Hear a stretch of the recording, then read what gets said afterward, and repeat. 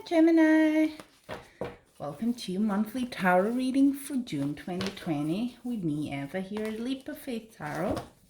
So I'm just shuffling the cards now a little bit more. And we'll have 2 cards as usual per week of the month. And I think we can, if you're jumping, I think we can start.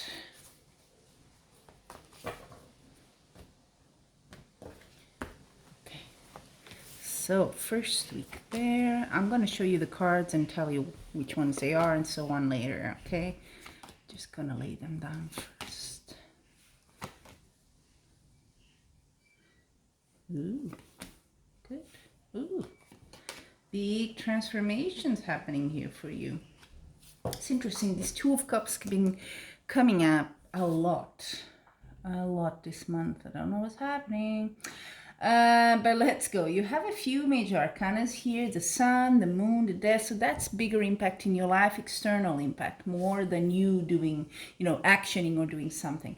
But let's go. First week, well, more, let's say one of the lucky ones financially or at work. You had the 10 of Pentacles, couldn't be a better card for money and just the material world in general and questions like that. And you have the sun shining on you. Sun is one of the best cards in tarot. It's happiness, everything is going perfectly, so you're quite successful there. First week, that's confirmed, you have no issues there. Second week, you have the Four of Swords still going well. You might need a bit of a break, maybe you're going to take it, but you definitely could use it. Just a pause, just to recharge your batteries here. That's what the Four of Wands is telling you. Take some time, you may have been working quite hard and hence your success there, but you need a bit of time as well for yourself. And the moon, it's kind of funny, sun, moon next to each other, right? And the moon is all about, maybe you're seeing things, maybe you need that time actually to see certain things in your life in a different perspective, because the moon is all about, you're not seeing the whole picture. You think you know the truth, but probably it's not it. So you might want to take a bit more time there, and that could be why you need a little break, so you can think things over and kind of reflect. Third week, you have the Knight of Swords and the Queen of Cups. So quite a feminine energy going on here, right? Knight of Swords. Knight of Swords is about the unexpected. It's things happening in a flash, very quickly. You did not see that coming. It might have to do with a woman in your life, or this could be you. It's a very emotional in the good sense. And sometimes I think people say, oh, you're emotional, and it's always a bad thing. I never understood this. So you have emotions. What's new? As long as you're at ease with them and you control them well, and when to have what emotions. Queen of Cups is all about that. She's a master of her emotions. She knows who she is. She knows what she is, and that gives her the power and the allure as well for other people. So I like this card a lot.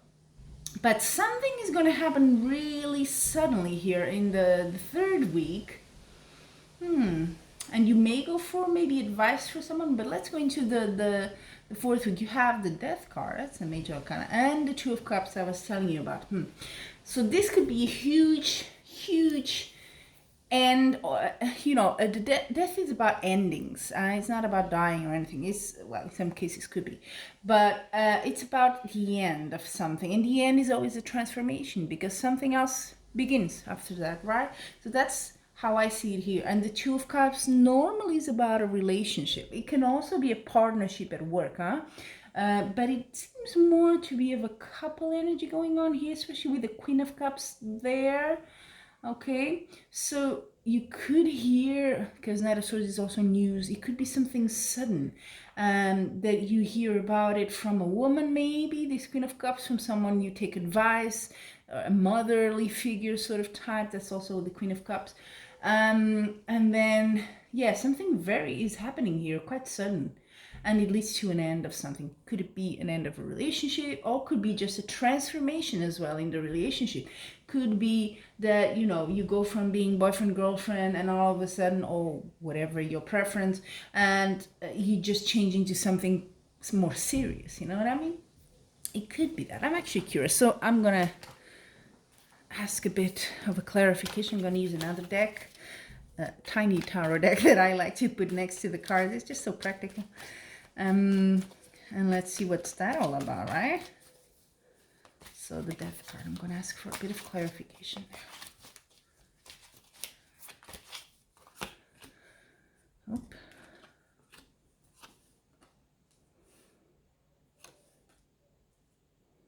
Again, death in the clarification. Okay.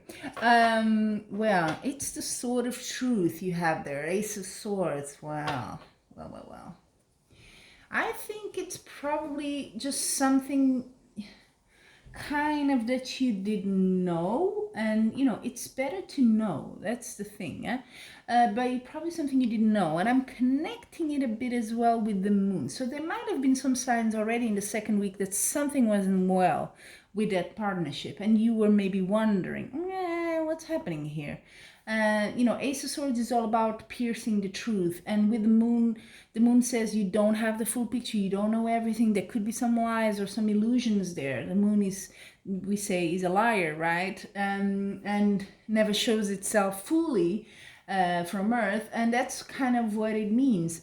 So is it painful? Probably yes, you know, although I don't see it here. There's no bad cards, it's just the Death card, really. So it's an end of maybe something that was based on lies.